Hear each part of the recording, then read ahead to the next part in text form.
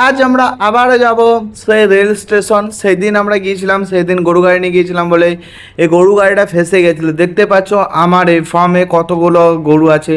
এইখানে মোটামুটি 4টে গরু আছে, আরও 6টা গরু ওইদিকে চড়ছে। আমার দুটো ট্রাক্টর আছে আর ট্রাক্টর ভর্তি দুধ। আমি এই দুধ বিক্রি করে ব্যবসা করি। সেদিন তোমাদেরকে বলেছিলাম কি আমার একটা ব্যবসা আছে, যে এই ব্যবসা করতে এই গরু গাড়ি নিয়ে সেই জন্যই গিয়েছিলাম আমি ওখানে। দেখতে পাচ্ছি আমার একটা ডিফেন্ডার আছে। তো আমি যখন বাইরে কোথাও মিটিং আরে যাই বা অন্য কোনো বিজনেস কাজে যাই, তখন আমরা এই ডিফেন্ডার নিয়ে যাই। বাদ বাকি সময় ট্র্যাক্টর গরু গাড়ি নিয়ে ঘুরে বেড়াই। তো আমরা বাইরে বেরো হবো, সেই জন্যে গাড়িটাকে ছাওয়াতে পার্কিং করে দিই।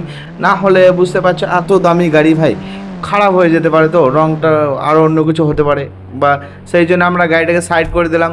দেখতে পাচ্ছ আমাদের ট্রাক ভর্তি দুধ আছে। এই দুধটাকে আমরা ট্রেনে চাপাবো আজ। ওই ট্রেনের প্ল্যাটফর্মে ওখানে রেখে দিয়ে আসবো। সেখানে যারা কুলি আছে তারা ট্রেনে চাপিয়ে দেবে। তারপর তারা যা করবে তাদের ব্যাপার। এখানে আমার ডিউটি অতটুকুই, আমার রেল লাইন অবধি পার করে দেবো, এই প্ল্যাটফর্মে নামিয়ে দেবো মাল, বাস পয়সা নিয়েও চলে আসবে। দেখতে পাচ্ছ আমার এখানে 4টা গরু অলরেডি চড়ছে, আর ওইখানে প্রায় 6টা মতো গরু সবসময় চড়ে, কারণ আমার এখানে বিশাল বড় ফার্ম।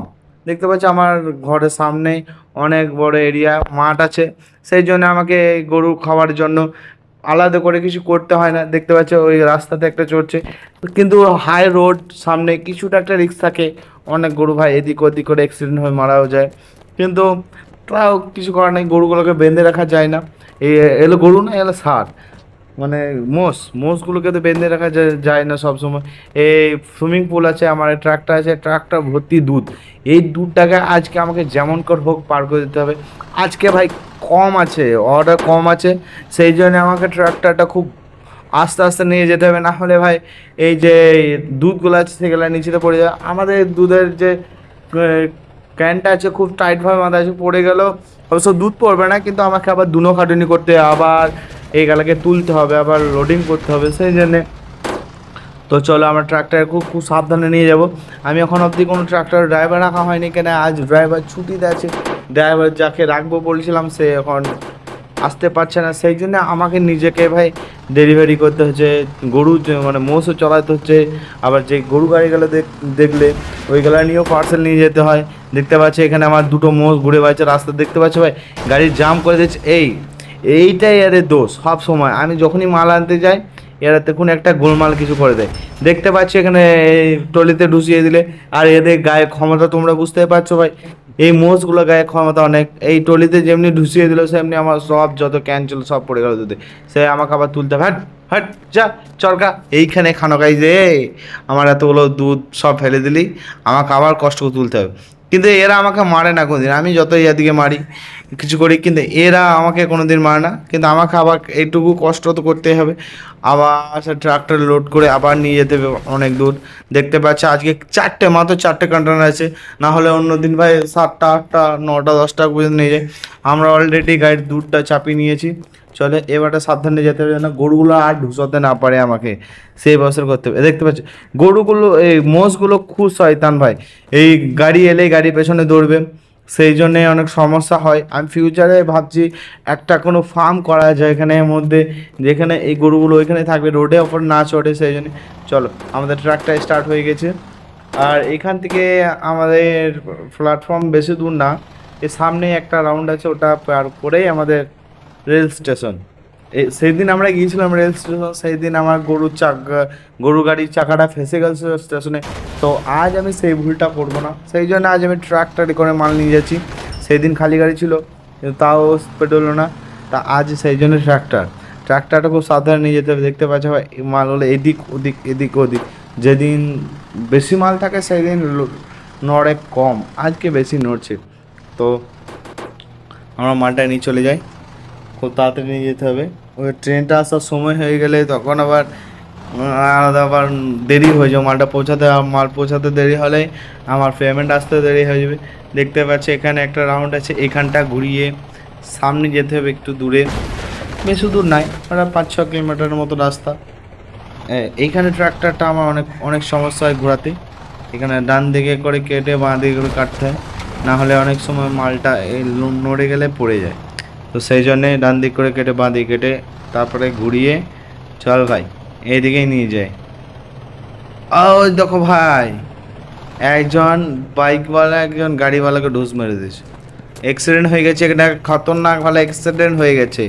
তো আমরা এখানে দাঁড়িয়ে দেখি কি অ্যাক্সিডেন্ট হলো, ব্যাপারটা কি হলো, কার দোষ, চলো আমরা দেখে আসি এখানে কার দোষ, কে অ্যাক্সিডেন্ট করলো। সামনে একটা 4 চাকা ছিল, আর এই একটা বাইকওয়ালা তো অবস্থা খারাপ হয় অ্যাক্সিডেন্ট করে। আর এখানে যে গাড়িওয়ালা আছে সে বাইরে পর্যন্ত বেরিয়ে একবার দেখলো না পর্যন্ত কি যাকে আমি অ্যাক্সিডেন্ট করলাম তার কেমন অবস্থা। চল বেরো, এখানে দেখতে পাচ্ছি না তোর জন্য একটা লোক আজ মারা যাওয়ার অবস্থা।